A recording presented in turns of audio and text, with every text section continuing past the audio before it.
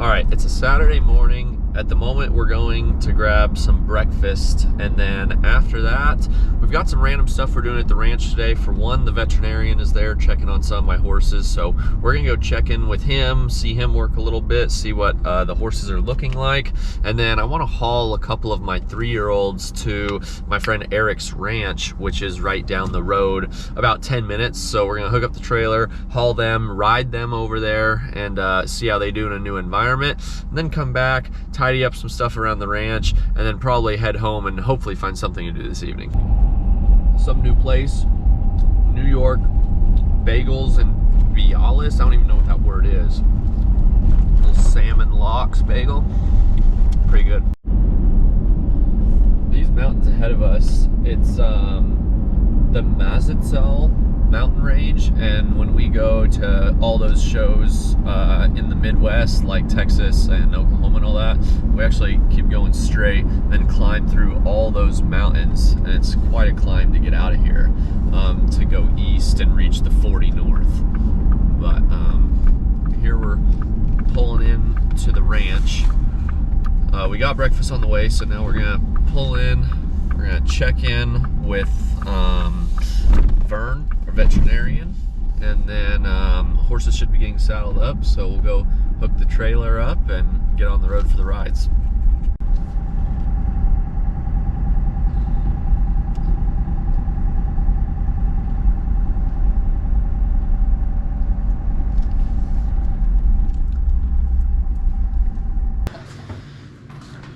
All right, so this mare is all prepared for injections. In order to inject, they really clean the injection sites. So she's having her SIs injected, which really gets used a lot since these reining horses bend their backs and slide and spin. They really use these top muscles quite a bit. So she's gonna have that injected, as well as her hocks. You can see down here, our reining horses, for the most part, have a lot of stress on their stifles, which is up in here. It's kind of like our knee, as well as their hocks, which is this joint right here, kind of similar to our ankle. Those get a lot of work. So she's just gonna get some maintenance, have all that injected. She'll then be followed up with a couple days off before she goes back to work.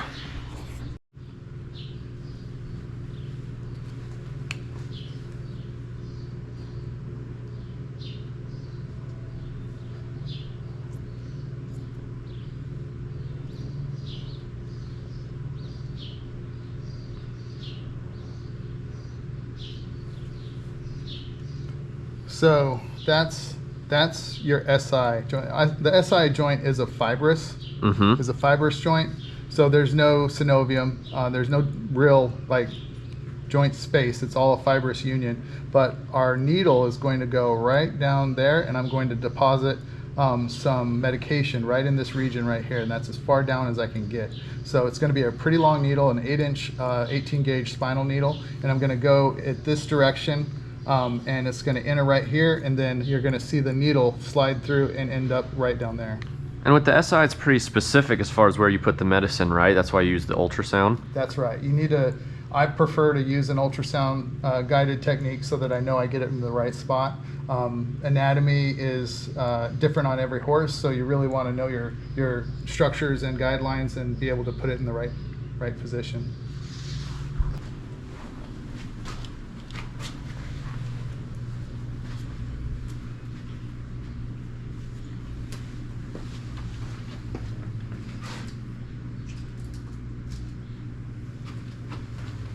Ready?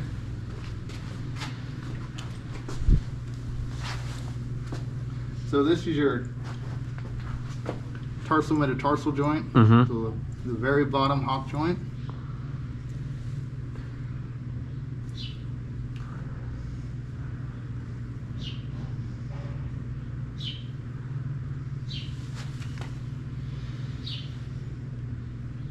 In goes the medicine.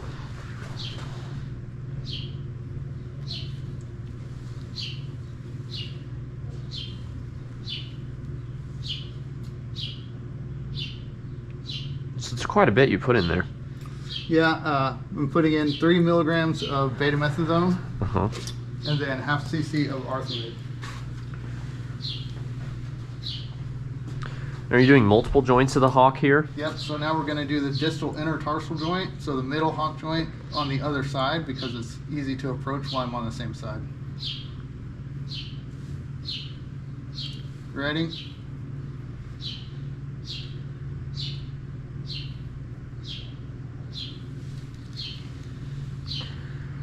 And that one's pretty shallow beneath the skin there. Yep.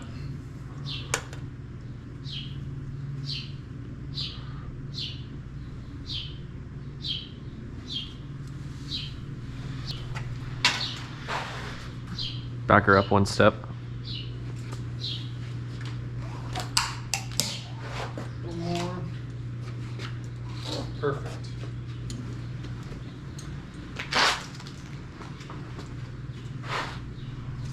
All right, so other side, tarsal metatarsal joint.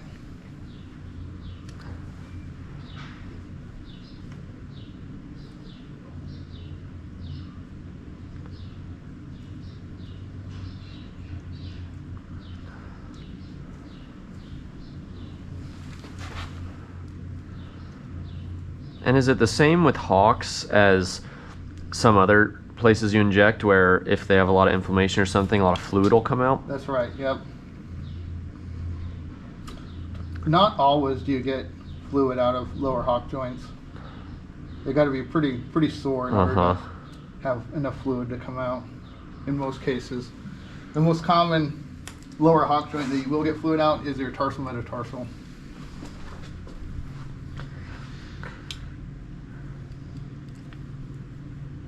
Ready?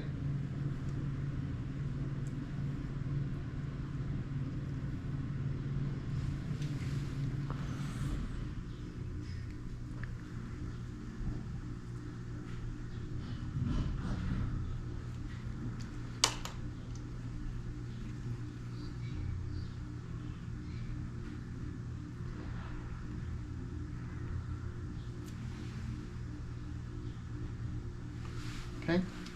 Now we're going to do the SI.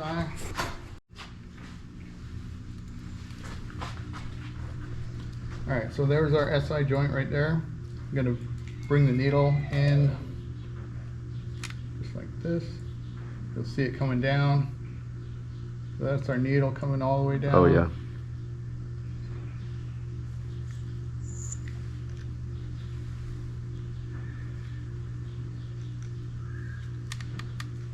And now we can watch. You can see our medication going in.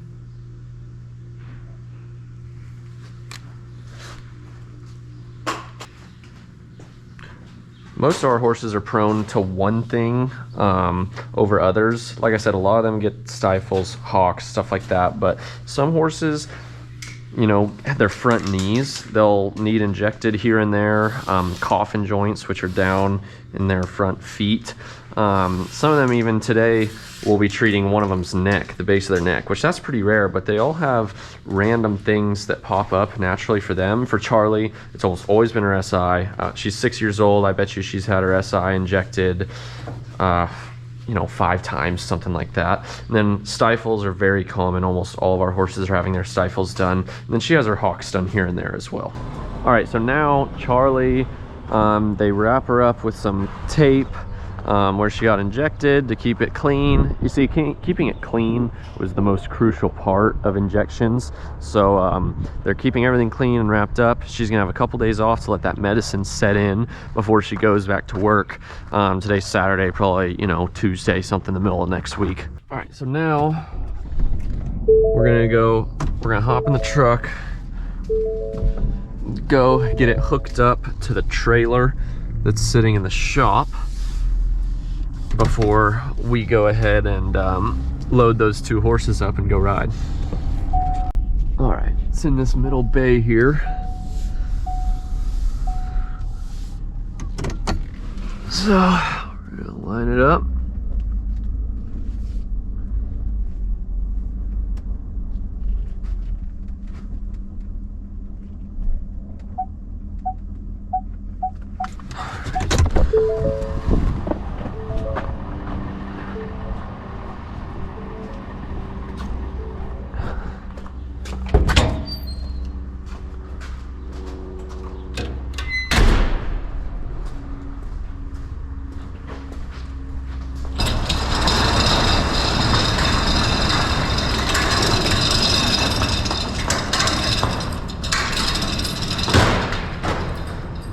batteries in Arizona struggle to be maintained for some reason. So, especially in the cold, I like to leave them hooked up to this battery tender deal.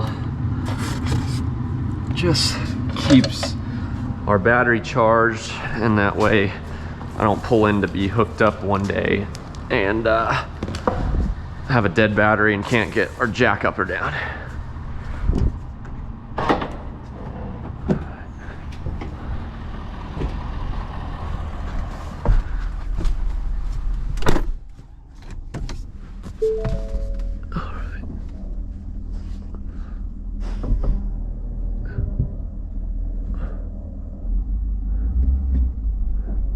Something like that. Straight back a little more.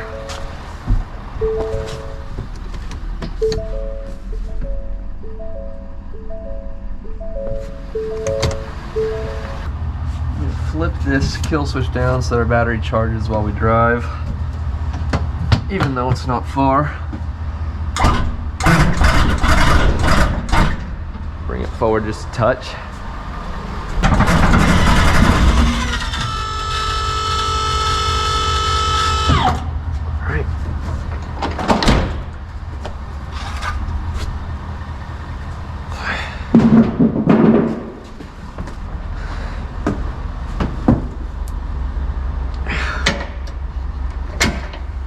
Pin, plug that in, chains, and safety brake. This, if we ever got disconnected the truck from the trailer, this would pull on this box here, which would then lock up the brakes of the trailer, so hopefully it doesn't go rolling off.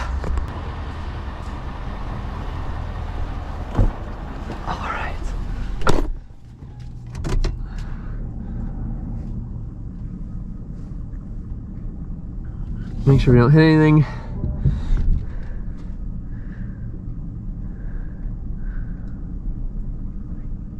All right.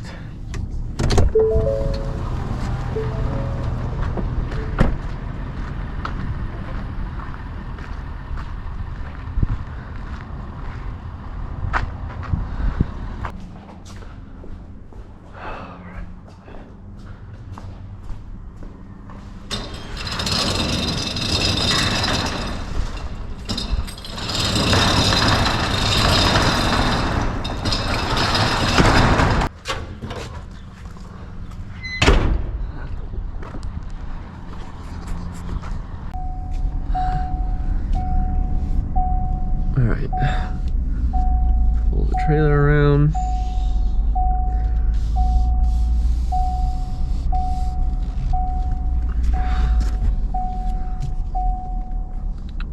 Try to get that back of the trailer to its lowest point. That way the horses don't have to jump extra high.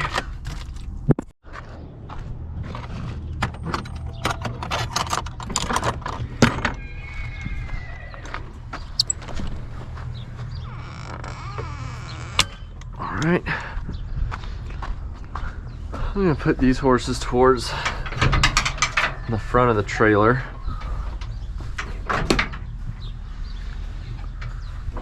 That way they can turn around easily. Yeah, we'll leave them here.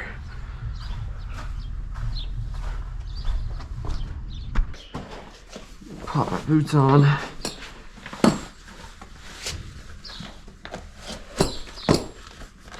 This shouldn't take long.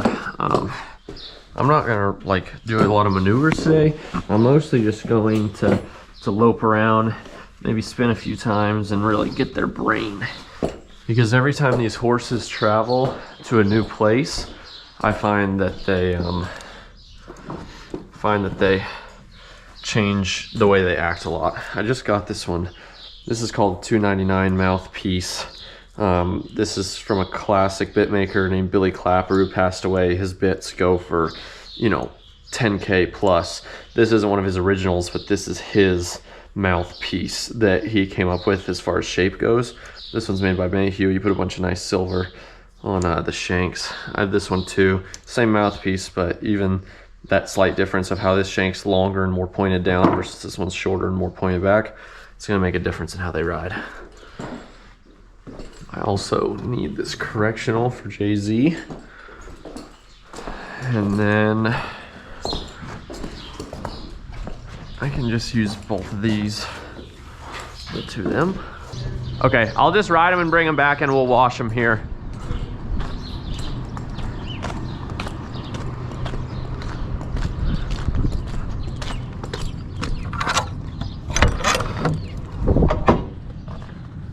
Stick my bridles right in here. This can be Cowboy's stuff.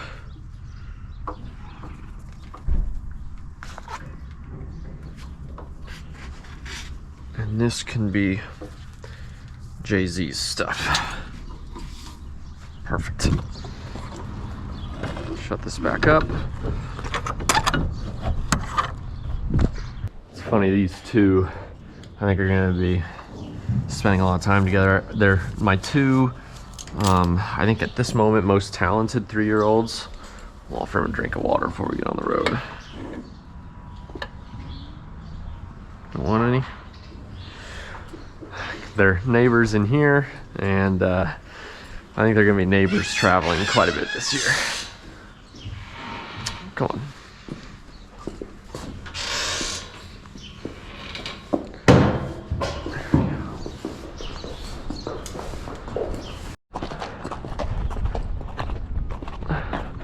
All right, so I've traveled with them one time just a few weeks ago, so should be good with the trailer.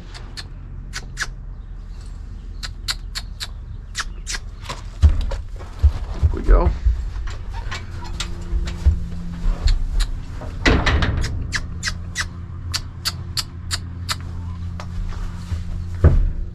Seriously? Come on.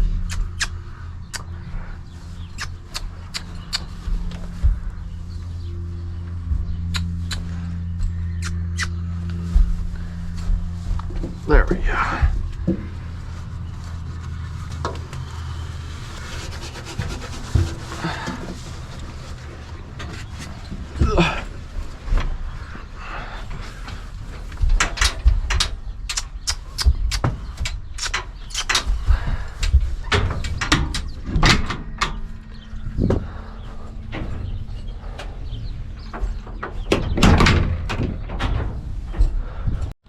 Thank you. And this is JZ. He's out of a mare named Trashy Dreams. We called her J-Lo, that I just loved, and she passed away about a year ago. So he is her first baby. Come on.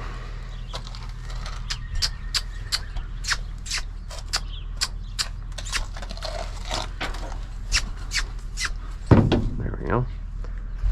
He's her first baby, so he's pretty special to us. So I'm really hoping that, you know, he can be a really good athlete for us.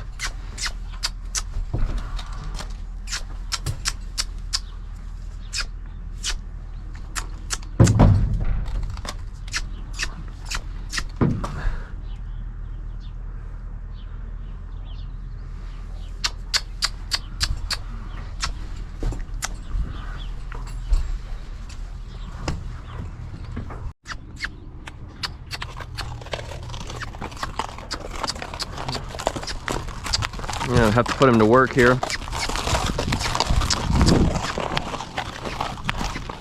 Outside of the trailer since he doesn't want to go in.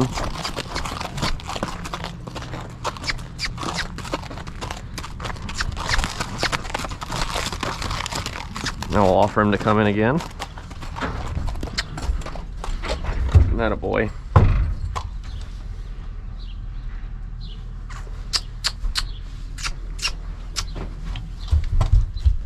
There we go.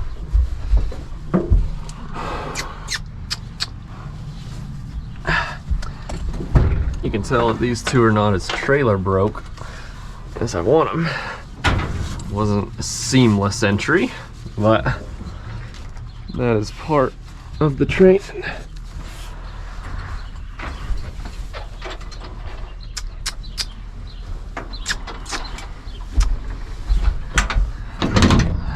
All right.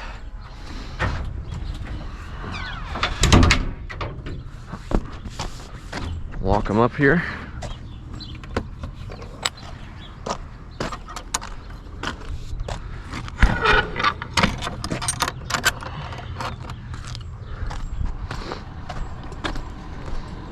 Pretty warm, so I think I can leave the windows down in the back, in the front.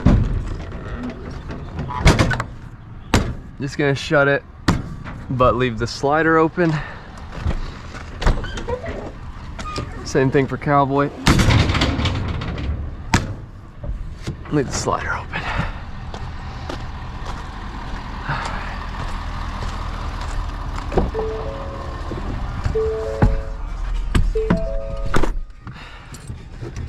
And off we go.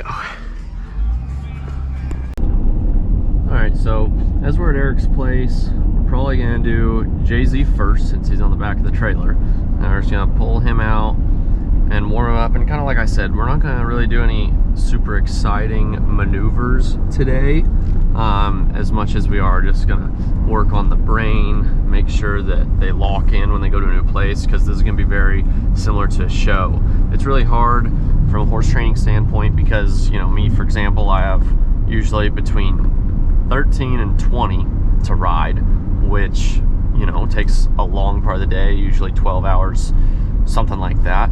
And so all this extra hauling takes a lot of time. So the trainer that can haul them around a lot is definitely gonna have a horse that is more comfortable at the horse show because it's not new for them. They've been hauled around, they've rode in new environments and stuff like that, versus, you know, the trainer who had to stay at home and do a lot more work. And that trainer is probably gonna have to do a little bit more work at the horse show because their horse isn't going to be as acclimated to new environments as one that's hauled around 5 times before getting to the horse show. And we are lucky to have, you know, this Rio Verde area is a bit of a hot spot for the reining industry. So, you know, there's probably 10 different training barns that are out here. So it's good to have friends that have, you know, their own facilities and stuff like that, to where we get the privilege of being able to haul 10 minutes to get to new environments, whereas some people, you know, they live hours away from anybody on their ranches. So it's another benefit of living in one of these hot spot areas. As far as the reining goes, this Rio Verde, Scottsdale area is a hot spot. And then up in North Texas, Gainesville, Aubrey, Pilot Point, Whitesboro, that's kind of all one radius of about an hour and a half of driving, and everybody's in there. A lot of people have a bunch of neighbors in there. So those are kind of the 2 hottest spots for our industry. This whole Rio Verde town is enveloped by the mountain ranges I was talking about earlier. You know, it follows all, our ranch is way back over there. Now it follows all the way around, and then this is in front of us. This is facing directly north. And then there's also a bunch of these little hiking areas and whatnot. This is Granite Mountain. We used to ride, you know, mountain bikes, or even you can trail ride horses up there, which is a blast. Oh, this is new. They just put up this sign.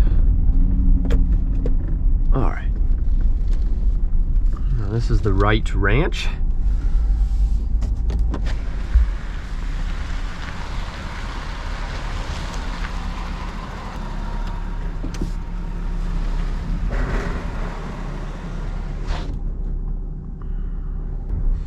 And it's crazy, this ranch is just basically in the middle of a bunch of homes. I mean, you see right here, it's a little community. And then on the other side as well, I mean, right up bordering, this is some guy's, you know, turf, right up upon his little pastures.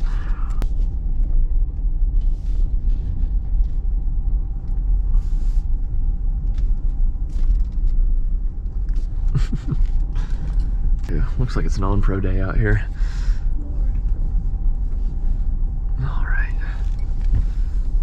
So this is a pretty typical training setup, to where the barn is here, and then you've got a hot walker, which helps exercise the horses.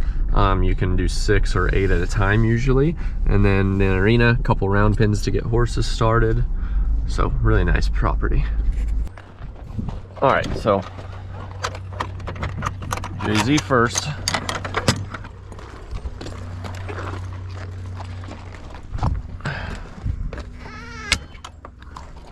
Pin this back.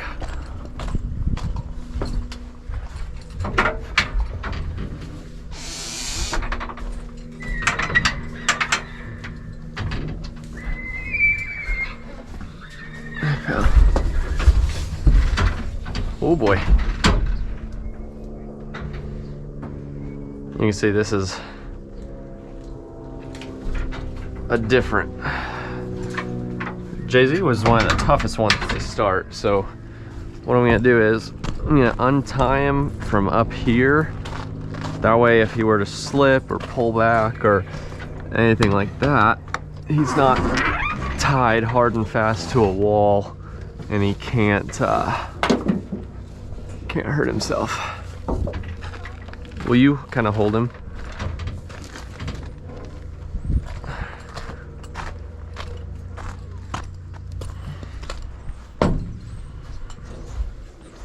Hi, Jay. I'm gonna let him know I'm here. Open this up. Now he's not tied up, so I'm just gonna try to get a hold of the lead rope. All right, and now I'm gonna let him turn around. That way he doesn't have to back off of the trailer. Let him get his neck through. There he goes. Very good. We'll jump. All right, so got his bridle. Cowboy's gonna hang out in the meantime until I get to him. For now, just do JZ. A little bit lower in his mouth.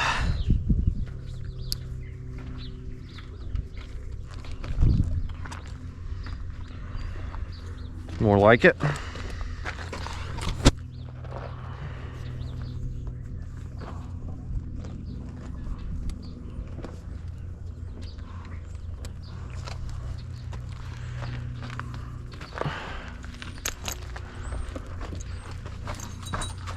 Leave this here on this hook, and then before we get in the arena, put all his boots and whatnot on.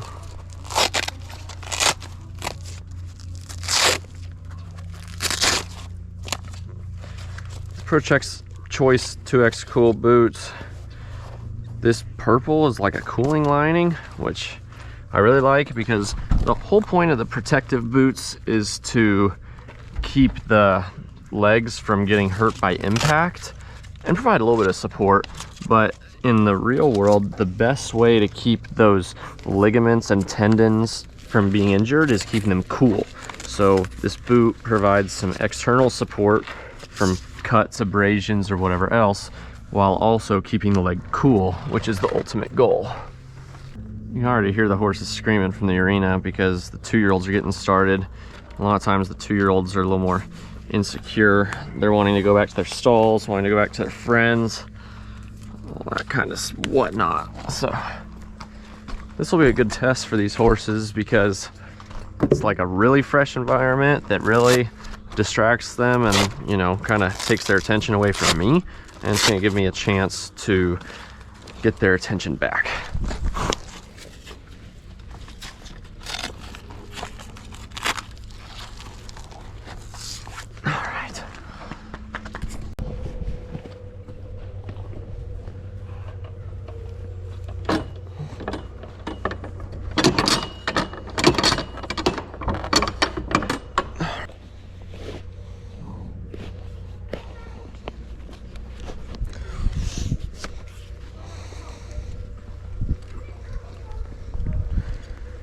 All right. When I started this horse, he used to buck like crazy. And he hasn't bucked since, but last time I brought him here, he tried to buck my assistant off. So we will see if he has the tendency to buck right now.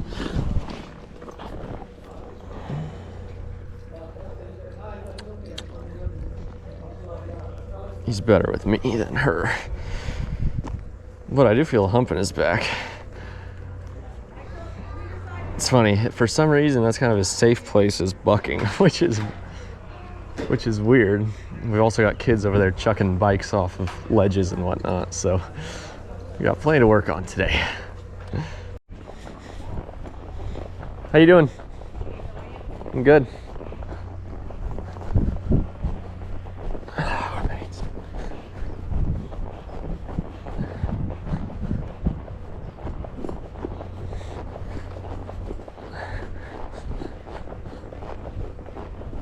He's a little better off.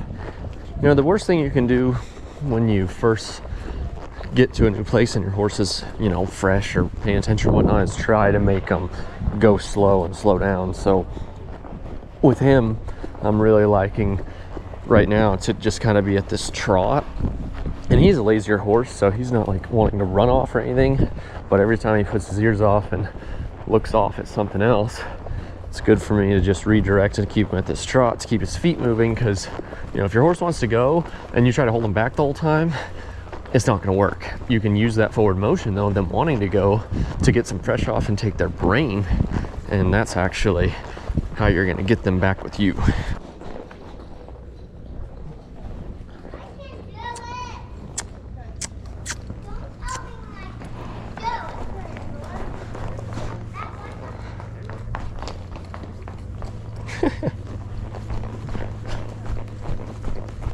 All right, now we're just at the lope. I'm making sure to, you know, keep his feet moving while reminding him of the certain principles that we practice at home of keeping his brain on me, redirecting his feet. You see when his ears go up, I'll steer him over here a little bit and release. So looking up there, steer his over feet and release. There we go. Now he's locking back in. Now his ears are starting to play. This is more of what we like. Here his ears are up for too long. I'm gonna pick him up, soften him up. There we go. Release, steer when his ears are up, release. We're doing a whole lot of this. So for the spins on JZ, you know, it's, if you follow, you know, the subscription service on my website, or, you know, just follow these videos, you'll see that most of the time when I'm spinning them, I try to get their shoulders to the right and their hip and ribs to the left. The horse, for some reason, and there is a little bit of a biology and anatomy to it, as far as they have some organ on their right side that they don't on their left. So all the horses are built and function with their shoulder naturally more left and their hip more to the right.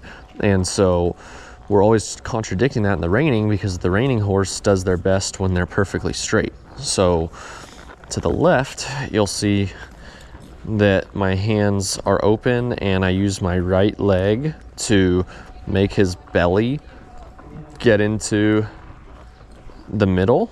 And then when I go to the right, you'll see my hands are more to the right and my right leg works back to move the shoulder to the inside and the hip to the outside.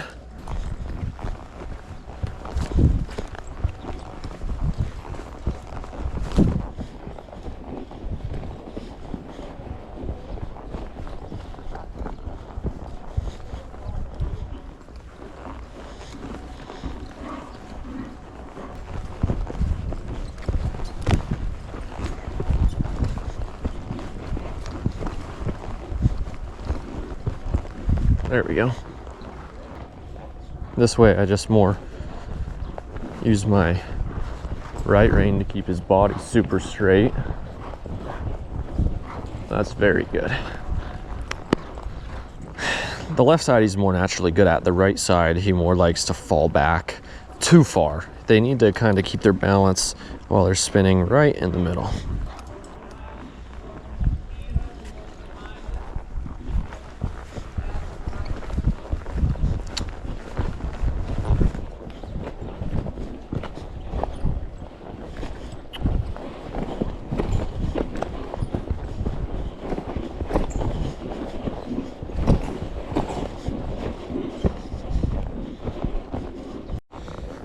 All right, so worked on the turns. Turns were good. Turns are good to work on because, you know, it takes some energy, so it takes some effort and they have to work some energy off. But you can also put that energy that they have from being in a new space or something like that into something positive, such as improving your turnaround. Because loping around, you want your horse to kind of be quiet and back with you. Turning, you usually want them kind of sparked up a little more so they turn freer and faster and with more spark. So when they have a little bit of freshness, I like to get them warmed up just enough that their body's ready to spin, and then I like to go straight to that spin. That way I can use that energy that they have towards something positive rather than just loping and loping and loping and trying to get them better that way. You can see as he's loping around, see him playing there? They're forward because he has an amazing expression. The judges love to see their ears, you know, playing, but the only problem is if, like right there, if their ears are up too much, from a training standpoint, that means that their brains, you know, aren't thinking about you at all. There we go. That's a good one right there. Hey, perfect. So that was that for Jay-Z. Like we talked about, just kind of lope around, get that brain a bunch, and then go ahead and we did some spins too. So probably spent, you know, 40 minutes on him or something like that. And I'm gonna leave on this wall because this is a wall that was sort of bothering him as I rode. So I'm actually going to take him up this way and let him leave this gate to try to make him think that the release is where he was uncomfortable as much as possible. Put the halter, you know, put the halter back on Jay-Z and go ahead and get Cowboy out, put Jay-Z in the front of the trailer, and finish up with the two of them. Next one up is Cowboy.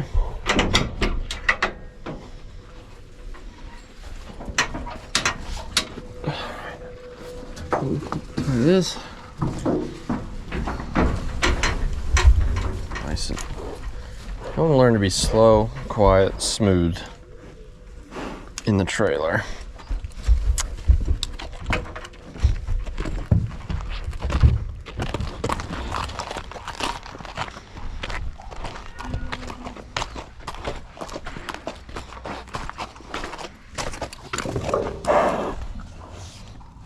All right.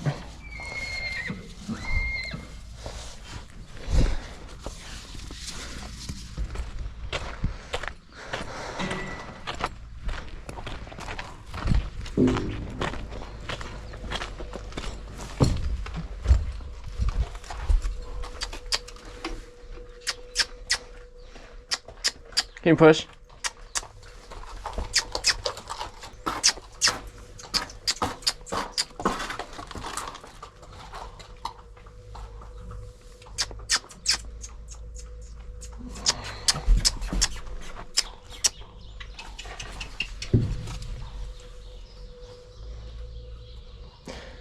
The key to getting them on the trailer or getting them anywhere they don't want to go is put the pressure on outside, release the pressure when they think about coming inside.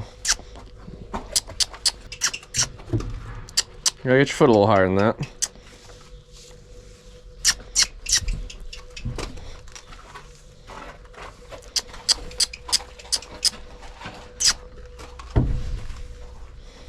Holy cow, dude.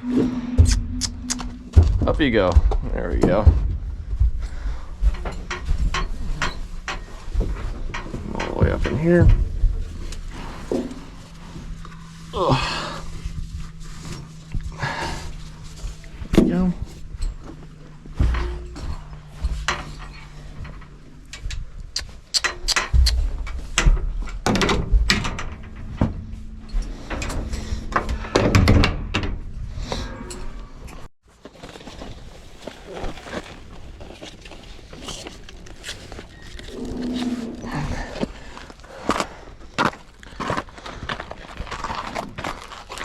You can just tell by this horse's kind of interactions, the way he's pawing, kind of swishing around, that, you know, he's a little uncomfortable being away from home, which is pretty common for especially these young studs. The geldings and the mares maybe tend to be a little bit more calm. The stallions kind of have that testosterone going where you know, they've got that stronger mentality, a little bit more of a leader mentality, maybe a little bit of breeding sense where they get to where they show up somewhere new and they're trying to kind of conquer that area. Whereas a lot of times the mares or geldings, you know, or less steady studs tend to not give you as much trouble. All right. Here on the ground, as he puts his ears up, I'm gonna sort of make him change directions a couple times and start to think about me, kind of like a 2-year-old, even before I get on his back. And him acting all fractious and fresh, it's gonna help me to go ahead and gain some of this attention. See, his eyes are thinking about the outside of the circle this whole time. That's where I can roll him back and start to make him think about me. There, his eyes are on me a little bit better. Now he's kind of thinking out. I'm gonna roll him back. Good. I'm gonna roll him back. These rollbacks are what's going to gain attention.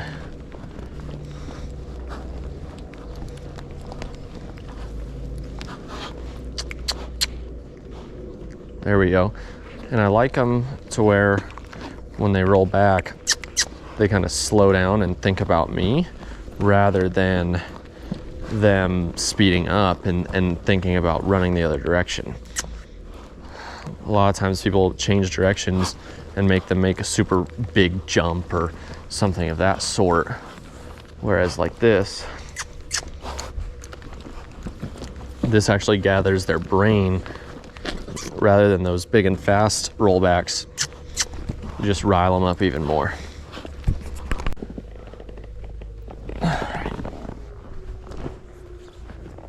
Off we go. Someone's there. All right, so kind of the same thing as I said on JZ. I'm just gonna try to put him to the trot. And I'm just gonna put him to work, you know, with a little bit of softness, a little bit of bending, make him really start to think about me. See, he's actually trotting pretty good and slow. He's not getting too wound up. You know, mentally, he's thinking about a lot of stuff, but at least he's, you know, staying at a slower speed. See there, when he goes a little too fast, I'll bring him back and steer him. Some stuff like that. This because, you know, after a couple minutes trotting, 3 or 4 minutes, he's back to where he was. You see the difference? He came out all hot and weird, and now, you know, his ears are up a little bit, but he's back to where he's trotting, you know, with a level headset. His ears are flickering as I'm talking here, which means he's thinking about me. When I pick up my hand, he's giving. So this is where I want him before I lope.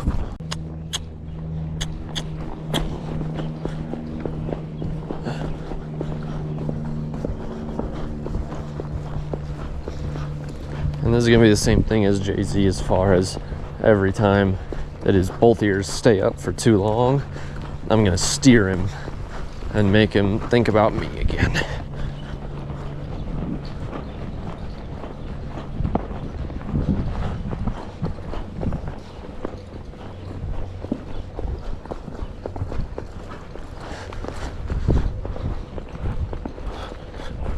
Very good. This counter canter is loping really nicely now, so I can kind of lope around here, mixing a lead change. This horse has been kind of sucking back to the lead change, so I try to really make him push forward in this setup, which is very good. And there we go. And then when I ask for the change, I kind of keep my right leg pushing, you know, just tapping every stride as if I was asking him to go a little faster.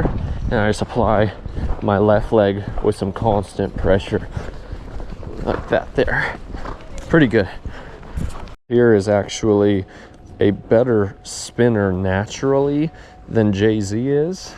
Come the fall, you know, I think that JZ has a lot of potential turning and he could turn +1, but this horse naturally is a better spinner than, to me, anything else that he does. I think that he's capable of turning +1 both ways, which in the reining, it goes from -1.5, which is extremely poor, to +1.5, which is extremely good, in half-point increments. So, you know, if you're wanting to mark good scores, you want to be at least +halving every maneuver.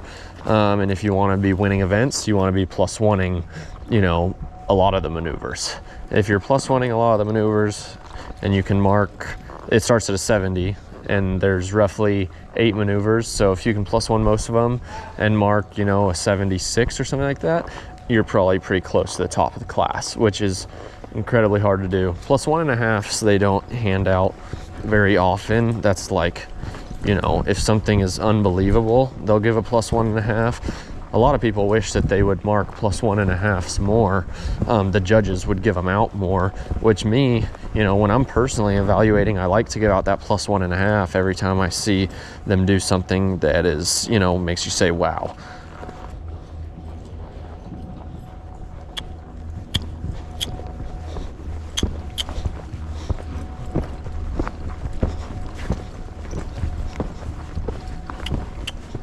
There we go.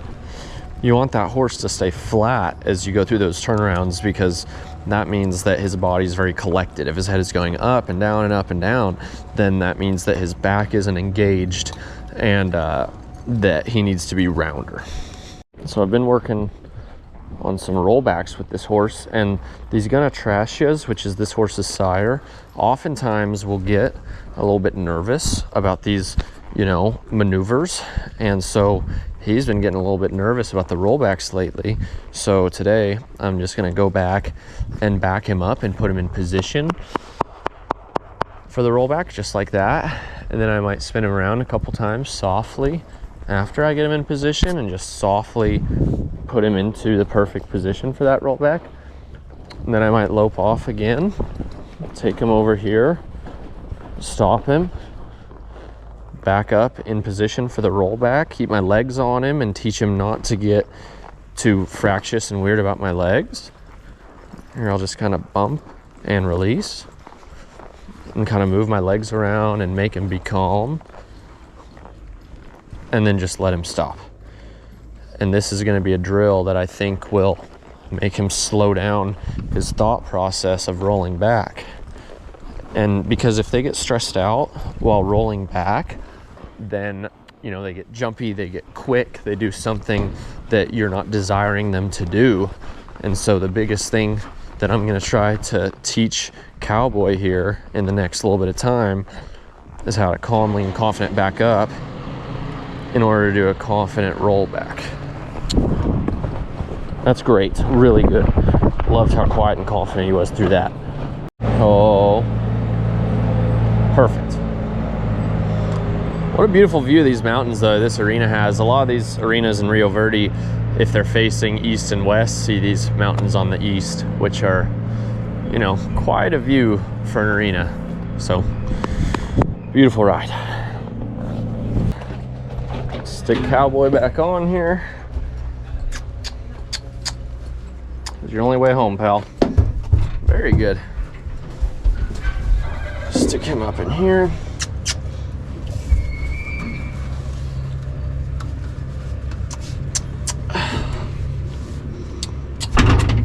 Oh my gosh. There you go, pal.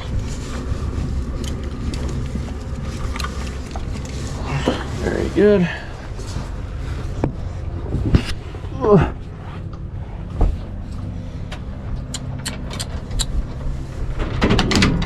All right. I'll close this up.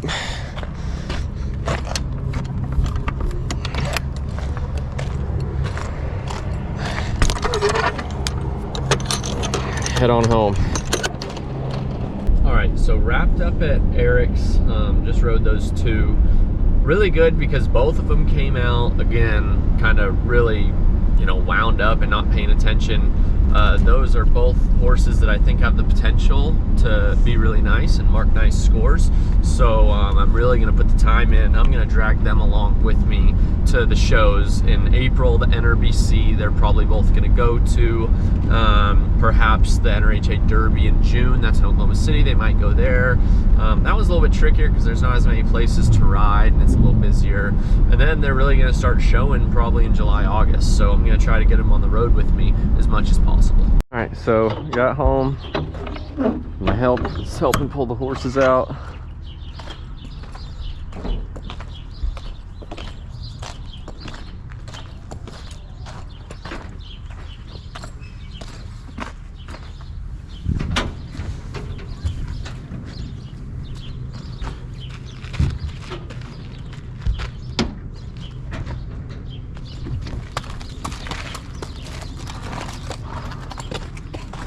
I'll grab JZ. I'm gonna untie him like I did earlier because I don't want him to act a fool.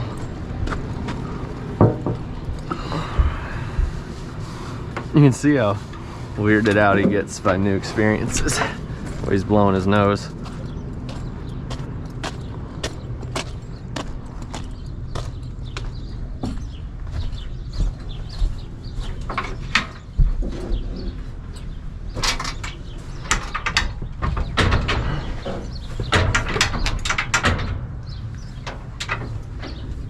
Hang on now, pal.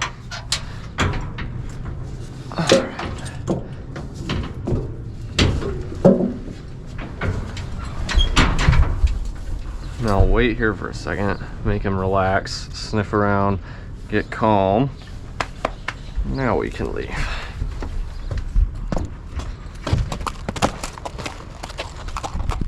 Back home. All right, last thing, gotta put the trailer up. I'm hugging this side a little too much.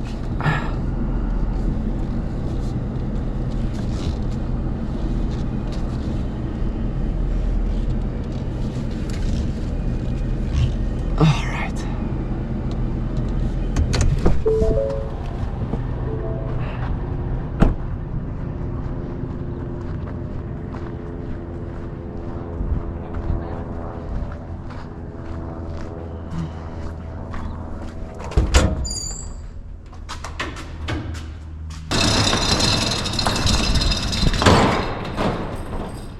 Pretty straight. That's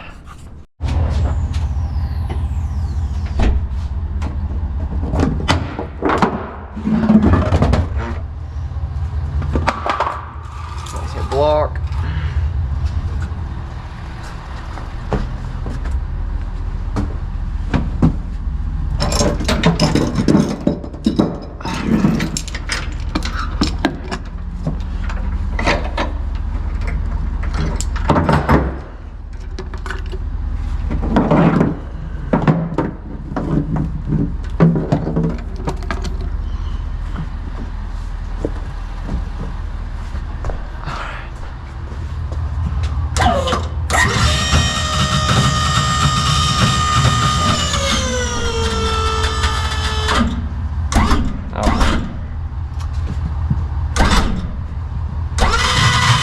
Something's a little stuck maybe.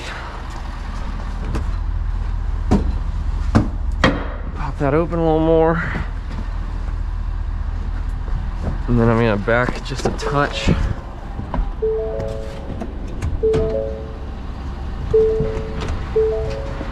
Sometimes something like that'll help. There we go. I'm gonna open this up. Take off the kill switch, that way if some light is on or something within, then it gets killed and I don't lose all this power. However, I'm hooking it up to this battery tender, so if it were to go out, it'd be fine because this would keep it maintained. And then black, the negative. There we go. This 12 volt, and that'll get connected can see, it needs to charge it up. Last.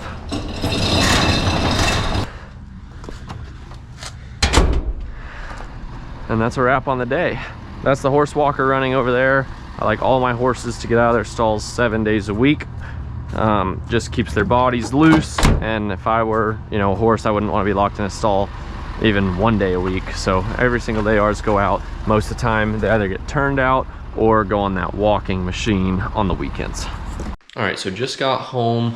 All that's left is do some stuff around the house, but it was a solid day of getting up, getting to go and check in on the vet. You guys got to see some of that. Then putting some good work hauling those colts around. So really solid weekend day, and I look forward to talking to you guys again soon.